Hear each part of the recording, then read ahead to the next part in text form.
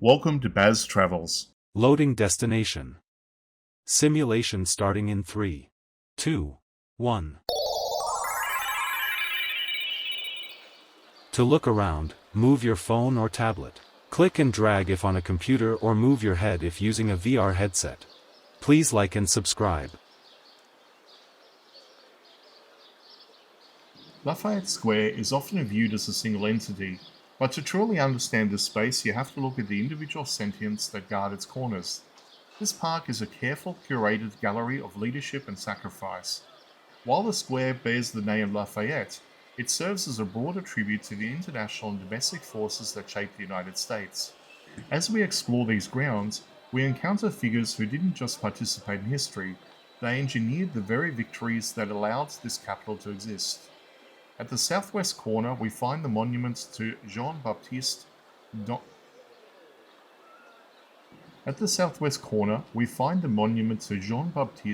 Donatien de Vimeur, better known as the Comte de Rochambeau. This statue is a vital reminder that the American Revolution was not won in a vacuum. Rochambeau was the commander of the French Expeditionary Force, and his arrival was the turning point of the war. The sculpture captures him in a moment of decisive action, pointing towards a future that was at the time entirely uncertain. It was his professional military expertise and his seamless cooperation with George Washington that trapped the British at Yorktown. Without the man honoured on this corner, the ground we are standing on might still be a British colony. The monument isn't about a man, it's about the indispensable nature of global alliances.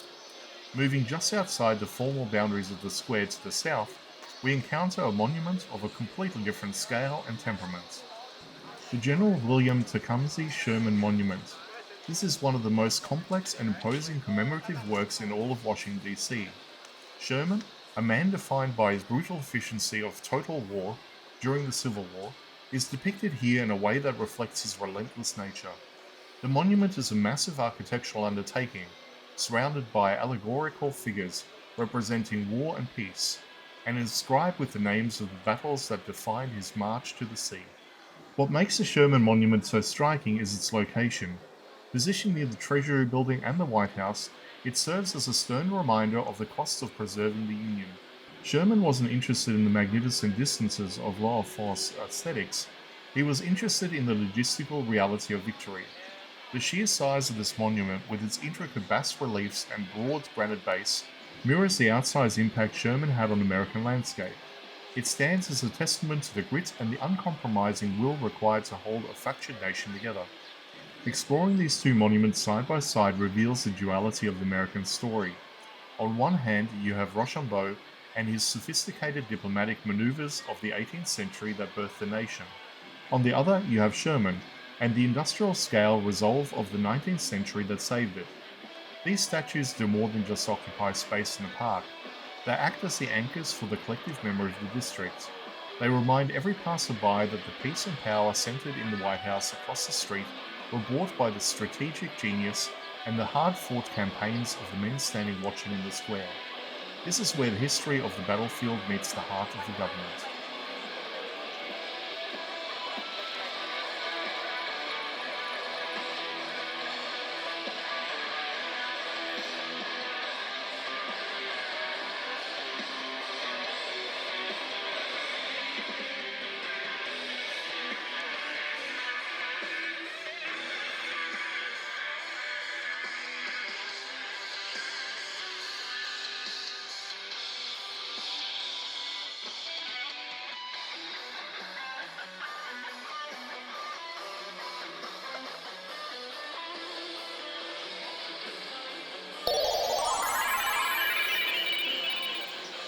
Simulation terminated. Please comment, like and subscribe.